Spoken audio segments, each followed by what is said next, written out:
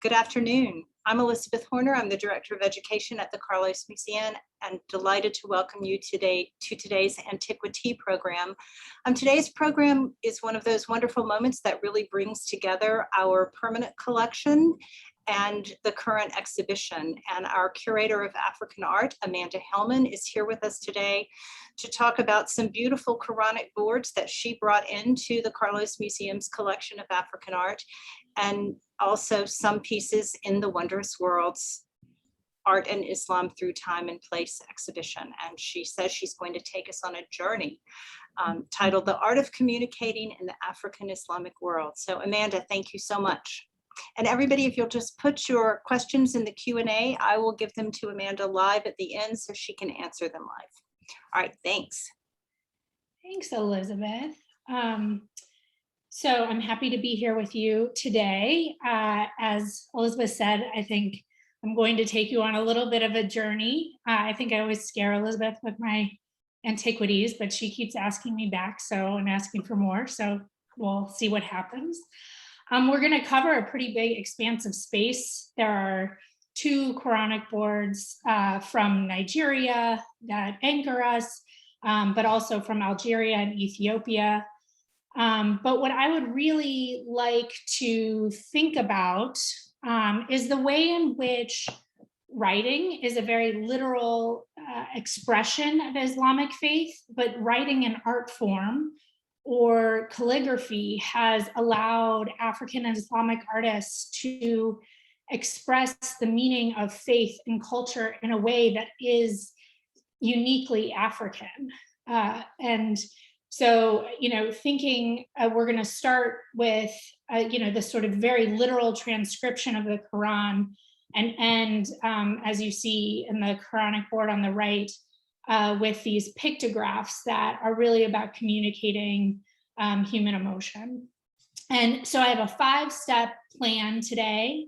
I'm going to start by talking a little bit about the spread of Islam into Africa, which I think is really important because it happened so early on, within, 3 decades of Muhammad's death. So it really has been in Africa from the beginning, and it actually created this incredible trade network. It was part of the incredible trade network. Then we're going to move to the importance of writing in Islam as a way of creating connection. Then kind of move into the Quranic boards themselves and the role that they play in Islam. And then I want to start to think about the way in which writing can be manipulated through calligraphy to create a broader form of communication than simply passing language or a message from writer to reader. And then hopefully it all comes back together, and you never really know with my antiquities, but really thinking about how the Quranic board and calligraphy, or calligraffiti, as we'll talk about, can be Africanized to transcend preconceived ideas about writing as a form of communication. So at the very least, we're going to see some really beautiful work. But let's get started with the spread of Islam into Africa, which, as I said, happened within 3 decades of Muhammad's death. So we're going to start at the very beginning. Muhammad, who lived from the end of the 6th century to 632 CE, began receiving revelations in 610 that serve as the basis for the Quran, or the Islamic holy book. Towards the end of his life and for the following decades, there was a lot of fighting over who would lead the community, really until the Umayyad Caliphate, which was established through a peace treaty just 30 years after his death.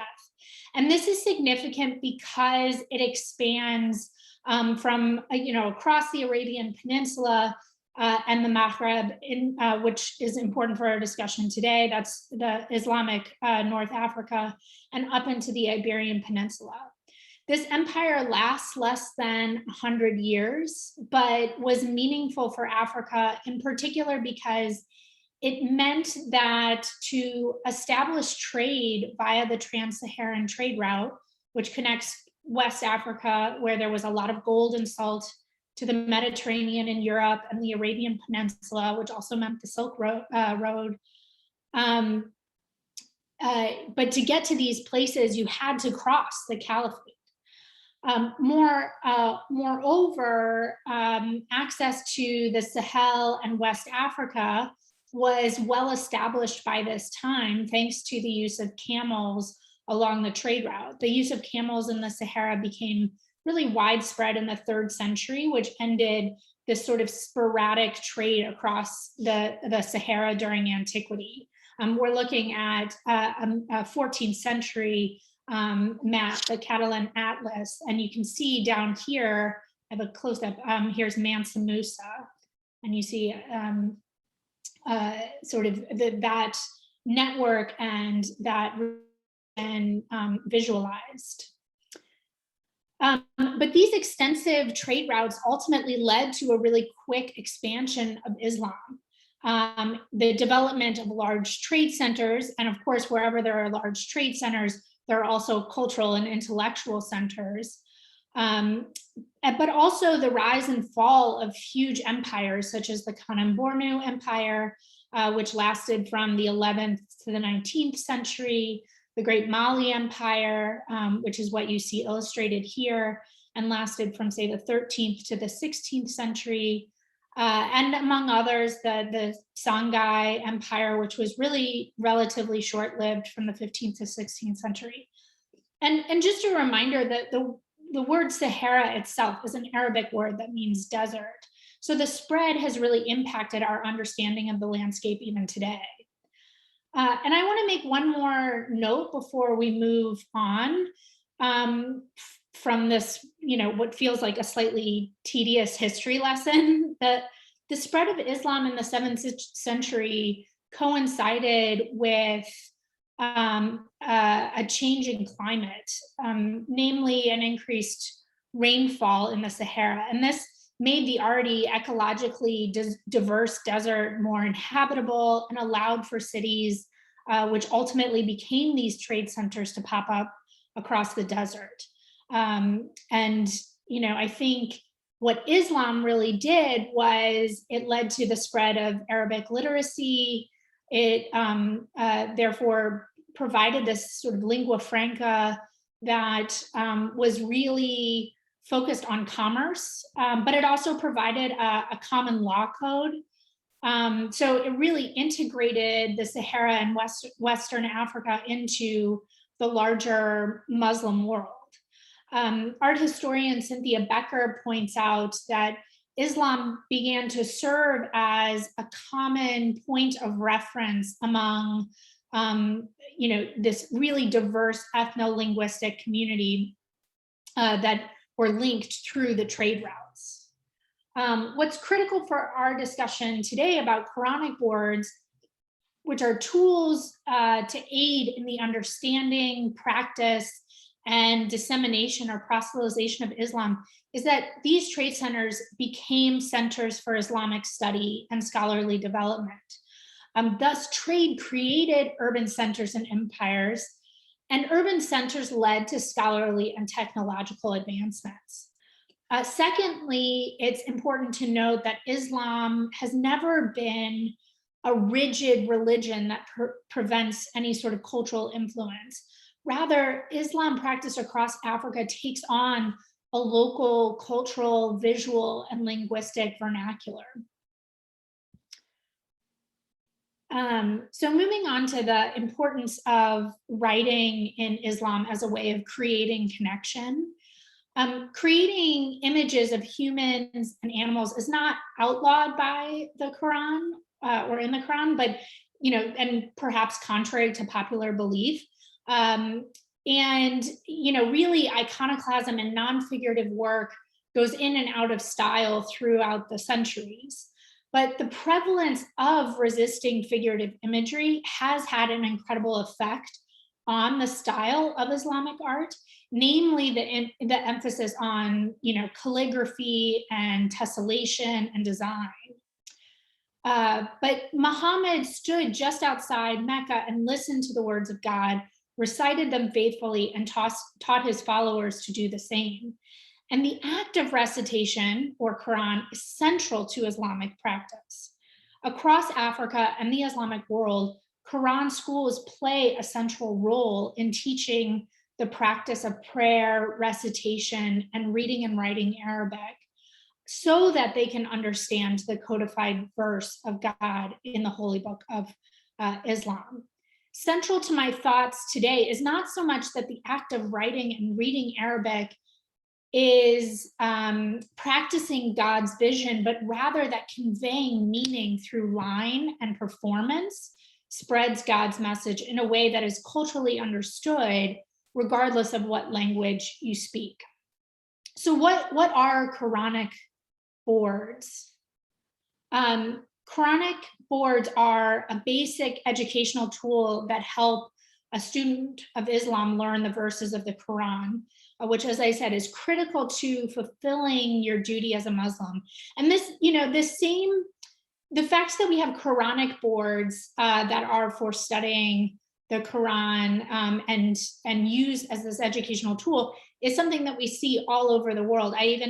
I was telling Ruth, our curator of Greek and Roman art, the other day that I woke up thinking about the Latin text that I used in school, where we followed Quintus Horatius. Now I can't even think of his name, but Quintus Horatius, and he would have these wax tablets, right, tabulae cerae, that he would use in school to study, and then he was able to essentially erase what he had studied once he had learned it and move on to the next lesson. And that's exactly what's happening here. To recite the Quran is to recite the words of God, and the Quranic board provides this link, this physical link between God's as memorized by Muhammad and their practice of faith. This is a practice of many religions, right? To chant the bodhisattvas in Buddhism is an active form of meditation. To recite the Torah can mark the passage into Jewish adulthood. To speak the Lord's Prayer helps Christians develop a relationship with God. To sing praise songs allows Orisha devotees to invoke their wisdom. And we could go on and on and on, right? This is a very common practice of spirituality. This Ethiopian Quranic board in the Carlos's collection, which is currently on display in the African Gallery, shows the way in which this educational tool has become an extraordinary emblem of faith. Islam arrived in Ethiopia during the first Hijra, or the migration to Abyssinia, around 615 CE, when Muhammad's early followers fled persecution in Mecca to Aksum, which was the Coptic center. And today, about a third of the population in Ethiopia identifies as Muslim. Interestingly, in the mid to late 19th century, when our Quranic board is dated, Muslims saw the most hostile environment they had ever seen in Ethiopia. A series of emperors demanded that their Muslim subjects convert to Christianity or leave the empire. So this was, created at a time of incredible turmoil. This board is quite simple in design, right? It's a tablet shape with a handle at the top that would serve a very practical purpose of allowing the writer to grip the board without their hand slipping. However, the patina that has developed over time has made the board incredibly luminous. Typically in sub-Saharan Africa, the ink is made from water and like a binder like gum arabic and charcoal, and it's used to inscribe a verse on the tablet. Once it's memorized, the ink is erased with water for the next verse, and then the layers of verses accumulate over time, becoming this sort of physical representation of the student's education. One of the powerful attributes and I have a detail of that. One of the powerful attributes of art is the way in which it connects the viewer to the maker. And this particular writing board demonstrates how tangible and intense that connection is. The dark script of the most recent lesson is very visible, but when you get close, when you look closely, you can see the remainder of the previous lessons, that the calligraphy is almost melting into the mahogany patination of the board's surface. And it really documents the legacy of the boy's education.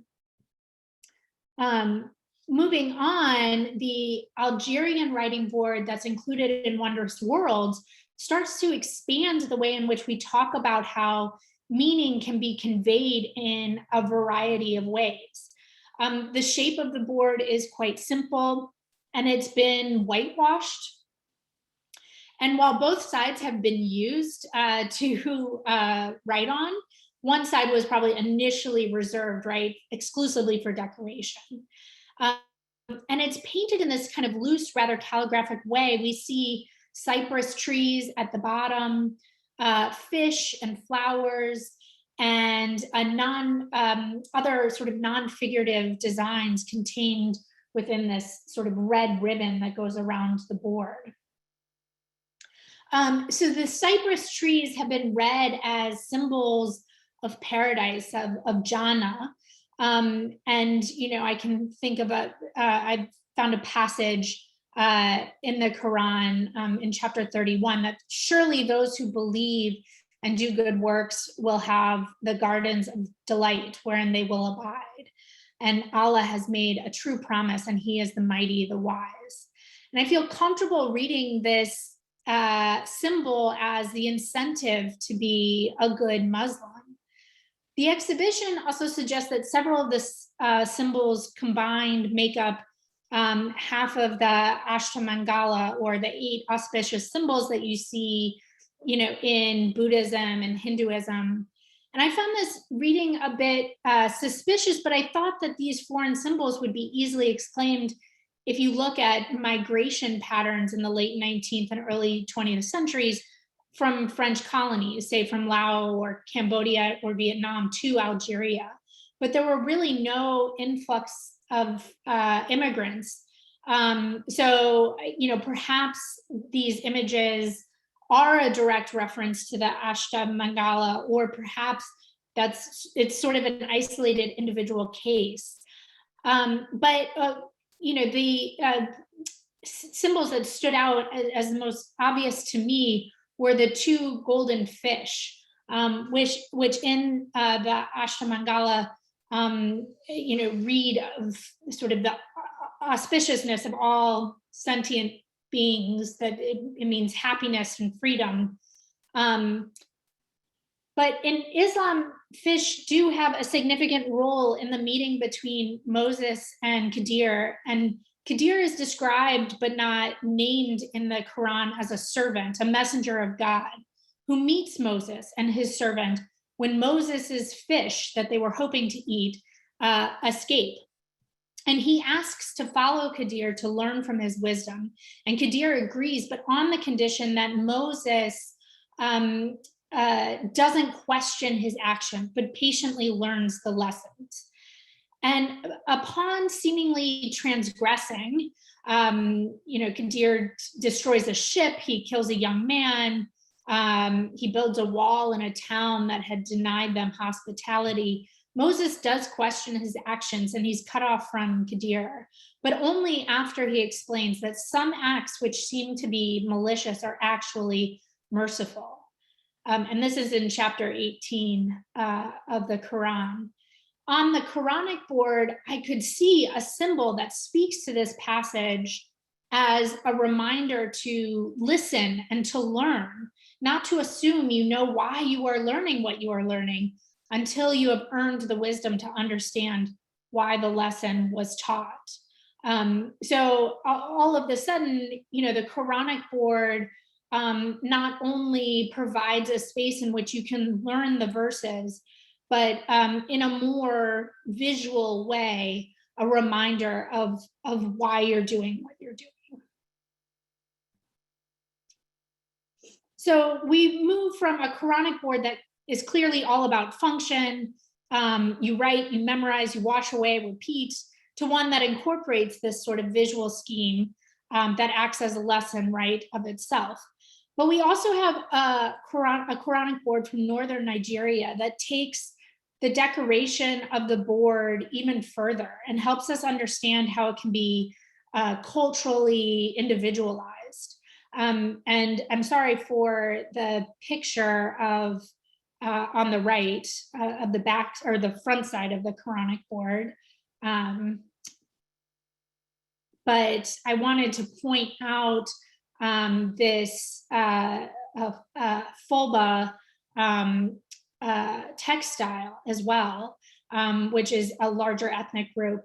And they primarily live throughout the Sahel and West Africa. And the Hausa belong to this group in northern Nigeria and share many of the same visual culture.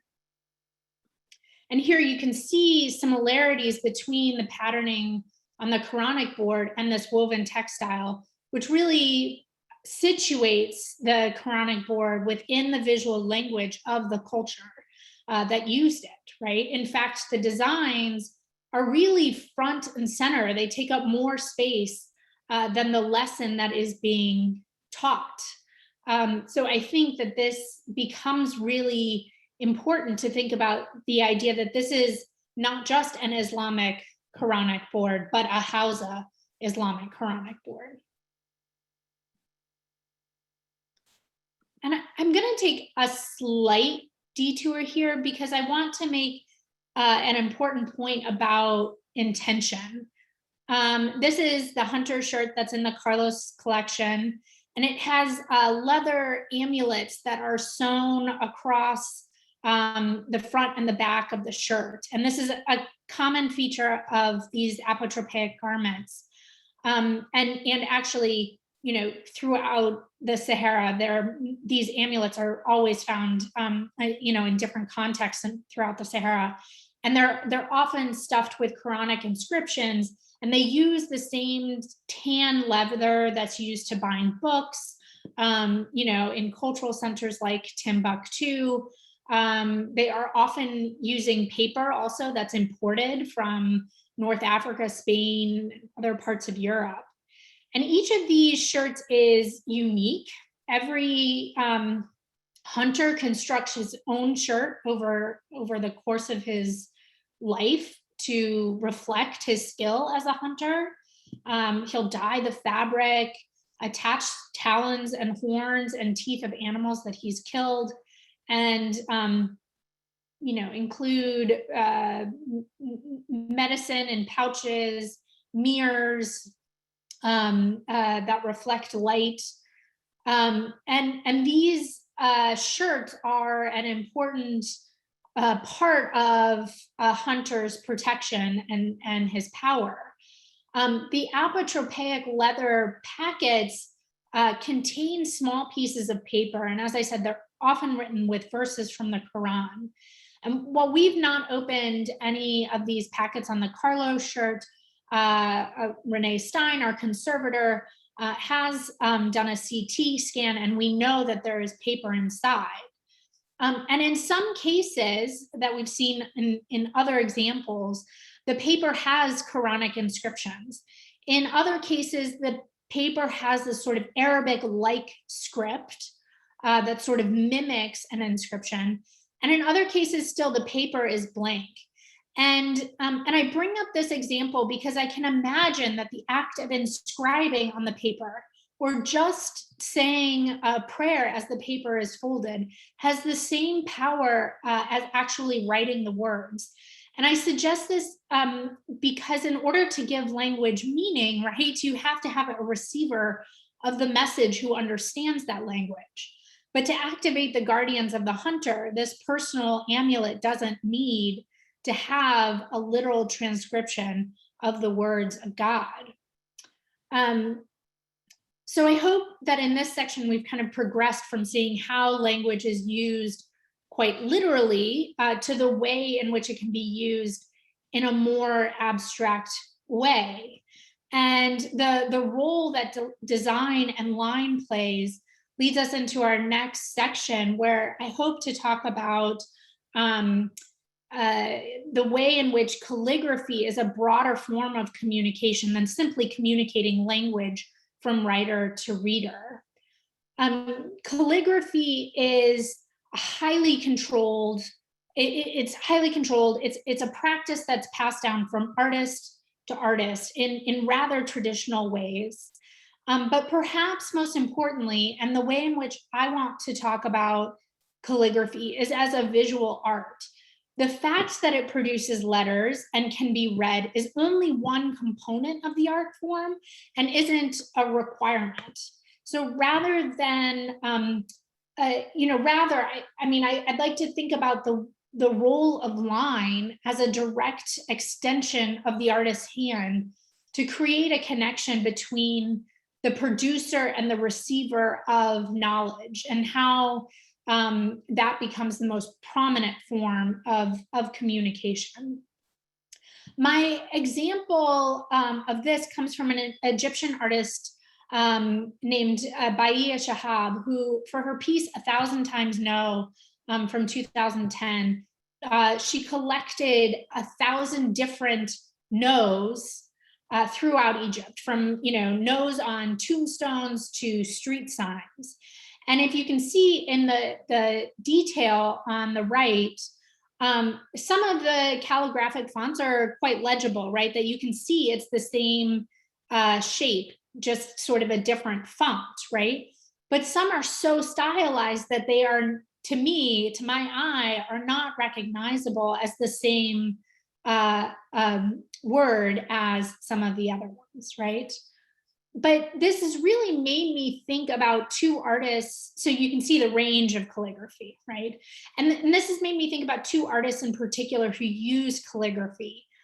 The first is a Tunisian French artist named El Cid. And El Cid uses the tradition of calligraphy to get a certain quality of line, but he typically works on a large scale and in public spaces using graffiti. And so he creates this new art form called calligraffiti, which is really this combination of stylized gestures of calligraphy with the improvisation and the emotion of graffiti. His work is not legible in the traditional sense, but it really does require the reader or the viewer to meditate, to ponder, to enjoy the shapes, the musicality of the lines. The viewer becomes this active participant in the reading of the work, much like one must be active in reading and activating the Quranic board.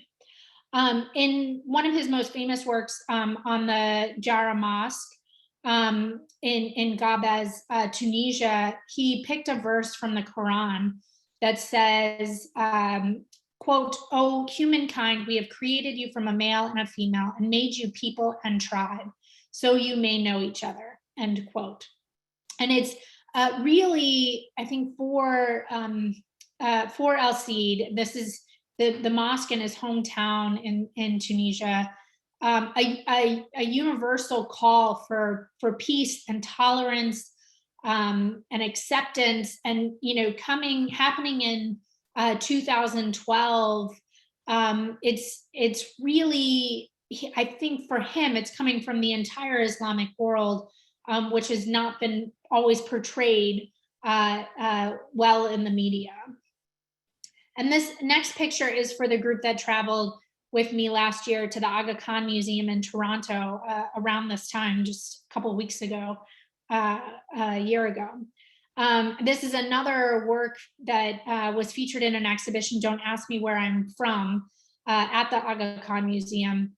And I think what's really beautiful, it's a different scale than what he was using in a public space.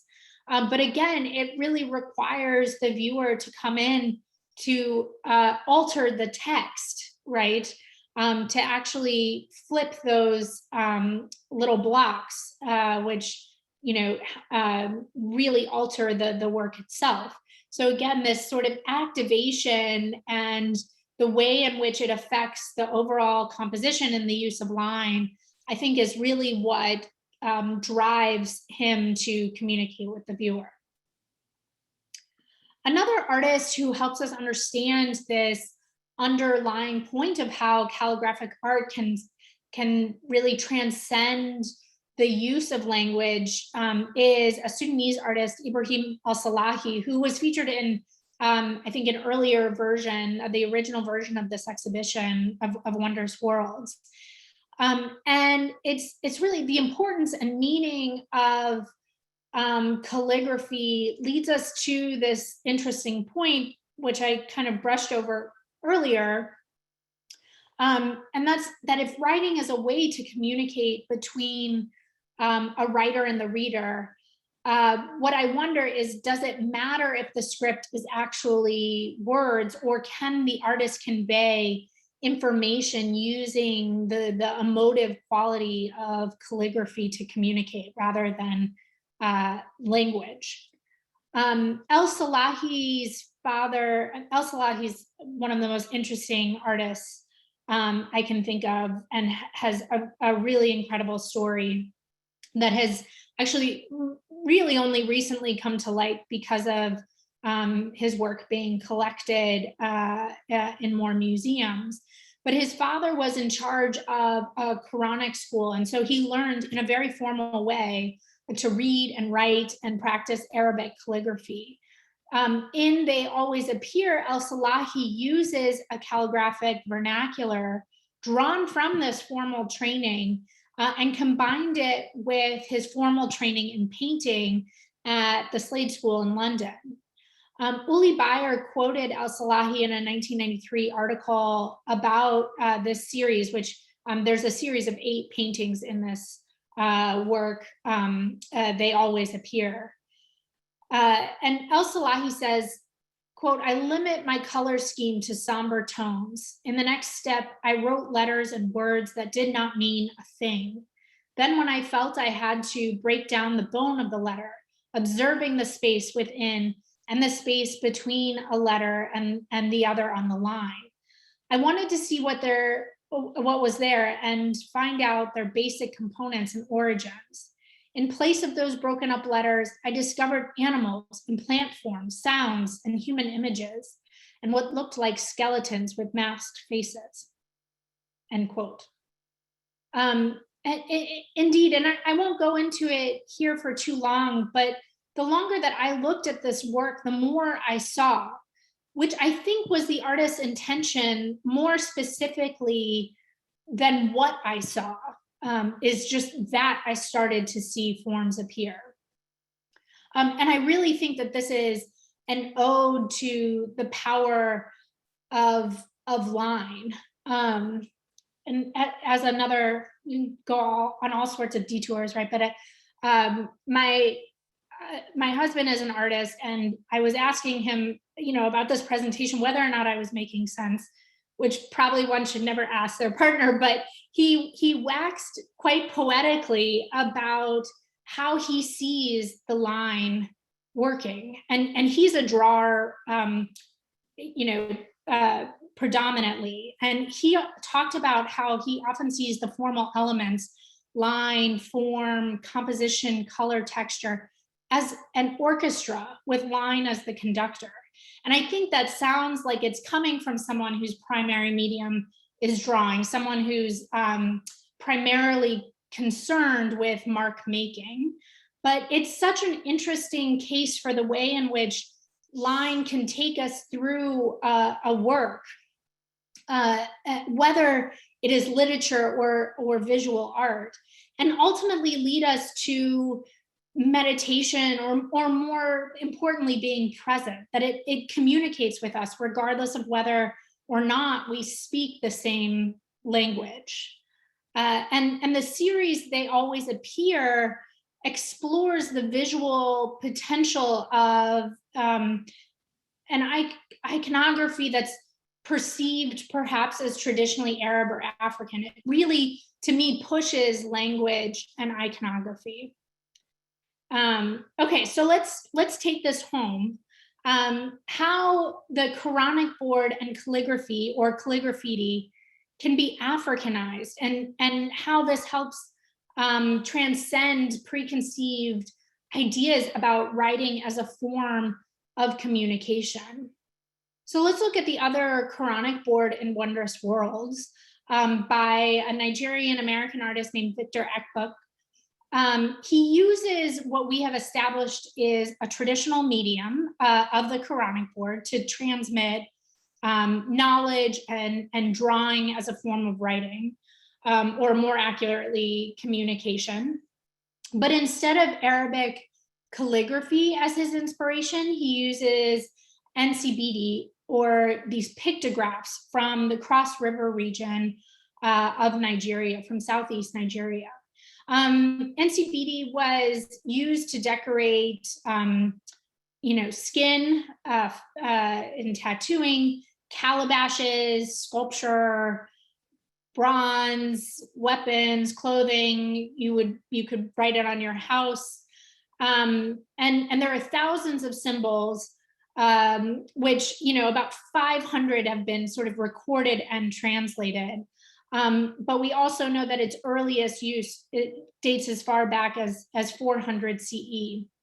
And there are examples that are used for very private spiritual reasons or more public spaces. And they're still used by the leopard societies, by the Ekpe Leopard Society, which is a secret men's society that plays a judicial function, across the Southeast Nigeria. What's important is that these pictographs don't correspond one-to-one to a language, but they really encode abstract concepts that allow people who do not share a language to share a culture and a belief system.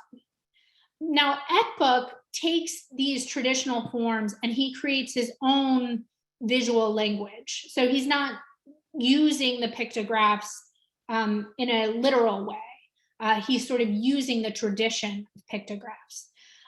So his visual language really asserts messages that ring true across time and culture and religion. His messages of love and family. And I think as such, he makes use of drawing as writing, using the script from the artist's hand as a line that communicates directly to the viewer or the reader. The Quranic board, to me, reads more as a personal object for private devotion and private contemplation, but Ekpuk also works in large scale. In fact, most recently, I would say a lot of his work is large. And this is one example, Shrine to Wisdom, that you can't read it like a book. You have to accept really that you are engulfed in a space of knowledge, history, and that this is an interactive space where the artist's line meets your experience to create meaning. So I'll end here because that feels like a very long, arduous journey that started with the Islamic expansion across Africa in the 7th century and ended with 2019, divorcing ourselves from the restrictions of language so that we can communicate with each other in a way that is Islamic and African and artistic and, most importantly, human. So I'll leave that there. And if there are any questions, I'm happy to answer them or try. Thanks, Amanda. Now you understand why I invite her back. She always puts together really interesting talks that prompt us to think harder about things. Robert Dean asks, Amanda, how literate was the Islamic population over time?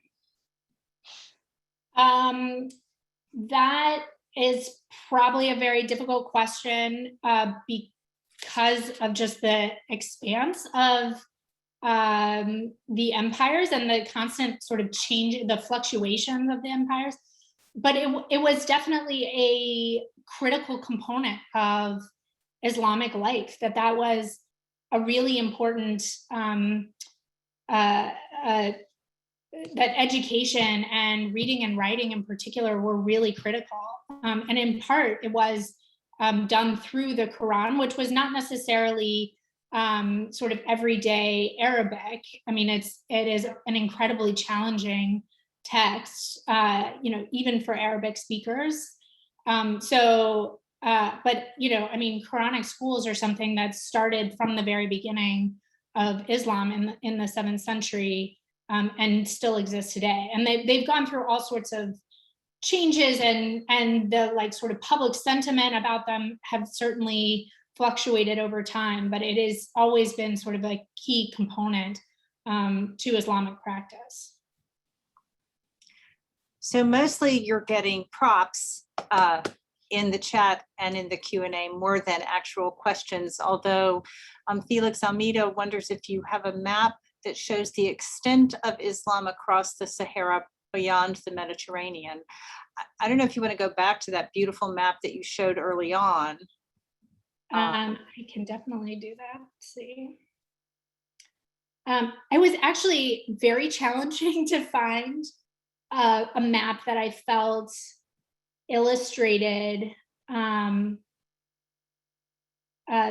Islamic world in a way that was sufficient. And actually my computer is sitting on the book that has what I think is the best map.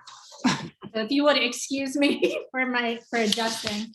This is from the incredible catalog from an exhibition from 2018, Caravans of Gold, which is why we went to the Aga Khan Museum last year to see it. But they have, and I tried to take a picture, it was just so terrible. They have a great map that shows, the caliphates as they rise and fall, and a lot of the other Islamic empires. But it's all over. I mean, you saw it at the base, the source of the Nile, all the way across the Sahara to Dakar, and then of course that leaves out the Swahili coast on in East Africa, which saw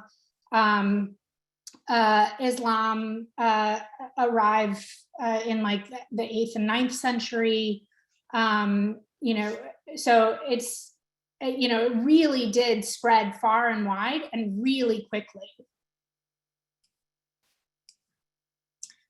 Well, Amanda, that was really interesting, and I think everybody enjoyed it so much, and lots of people are commenting on how much they learned and how much they appreciate the openness of your mind to expand from simply the original Quranic board. So thank you very much, and thank you all for coming.